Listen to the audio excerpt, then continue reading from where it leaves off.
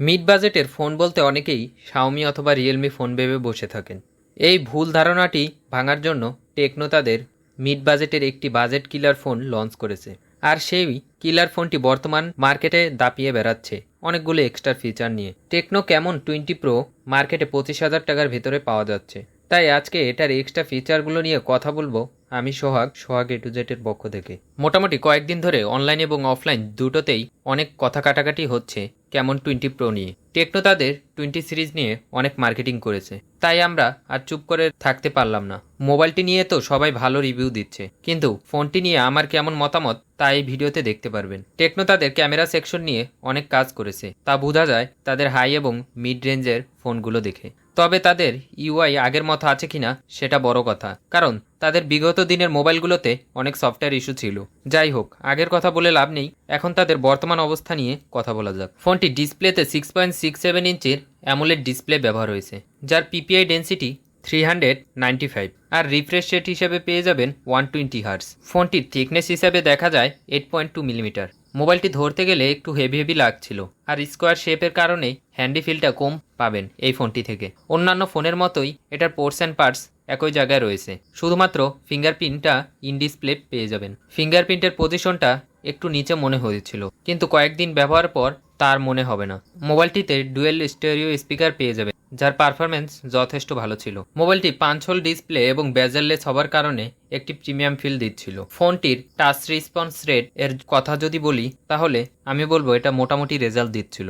আর Sunlight পারফরমেন্সের কথাও যদি বলি, তাও যথেষ্ট ভালো। যারা মোবাইল লাভার আছেন তাদের জন্য মিড বাজেটের বেস্ট ফোন হতে চলেছে এটি, কারণ এই প্রাইস রেঞ্জে 120 হার্টসের রিফ্রেশ রেট এ ফোন পাওয়া একটু কষ্টকর, আবার পাওয়া গেলেও সেটার পারফরমেন্স তেমন ভালো হয় না। মোবাইলটির রেয়ারে রয়েছে ট্রিপল ক্যামেরা সেটআপ, যার 64 মেগাপিক্সেলের মেইন ক্যামেরা এবং আরেকটি ক্যামেরা 2 মেগাপিক্সেলের ডিপ, যার অ্যাপারচার 2.4। সর্বশেষ ক্যামেরাটা হলো এআই লেন্স। ছবি তোলার সময় অবজেক্ট ভালো মতোই ফোকাস দিচ্ছিল, ছবির কালার টোন ডিটেলস খুব ভালো মতোই পাচ্ছিলাম।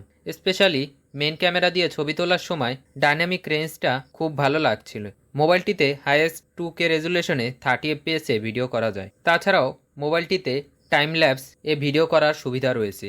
আর ফ্রন্ট বা সেলফি ক্যামেরা হিসাবে পেয়ে যাবেন 32 মেগাপিক্সেলের একটি লেন্স। ক্যামন 20 প্রোতে 5000 mAh এর লিথিয়াম পলিমারের ব্যাটারি ব্যবহার হয়েছে, তার সাথে 33 ওয়াটের চার্জার দেওয়া হয়েছে। মোবাইলটি ফুল চার্জ করতে অ্যারাউন্ড 1 ঘন্টা 20 মিনিটের মতো সময় লেগে যাচ্ছিল। মোবাইলটি বেসিক ইউজ করলে 1 থেকে 1.5 দিনের বেশি ব্যাকআপ পাওয়া যাবে, এবং যারা হেভি ইউজার আছেন অথবা হেভি গেমার আছেন তারা রাফলি ইউজ করলে 6 ঘন্টার মতো ব্যাটারি ব্যাকআপ পাবেন। আর ফোনটিতে অ্যান্ড্রয়েড অপারেটিং সিস্টেম হিসেবে পেয়ে যাবেন অ্যান্ড্রয়েড 13।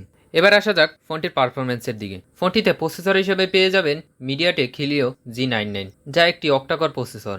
ফোনটিতে র্যাম এবং স্টোরেজ হিসাবে পেয়ে যাবেন একটি মাত্র ভেরিয়েন্ট, 256 জিবি। আমরা ফোনটি দিয়ে বিভিন্ন ধরনের গেম খেলে দেখেছি। পাবজি, অ্যাসপারেট 9, ফ্রি ফায়ার এ ধরনের সকল হাই গ্রাফিক্সের গেমগুলো খেলে দেখেছিলাম।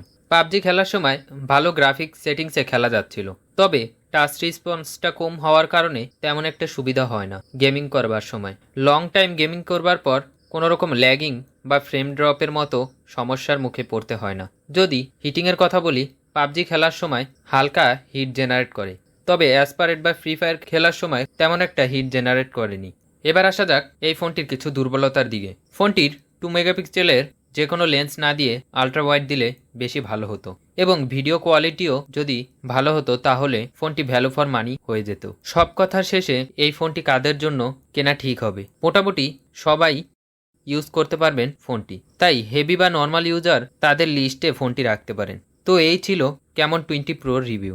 ভিডিওটি কেমন লেগেছে তা কমেন্টে জানাতে পারেন। ভিডিওটি ভালো লাগলে লাইক করতে ভুলবেন না, আর পরবর্তী কোন ফোনের রিভিউ পেতে চান তা কমেন্ট বক্সে জানাবেন। আর চ্যানেলে নতুন হলে সাবস্ক্রাইব করে যাবেন।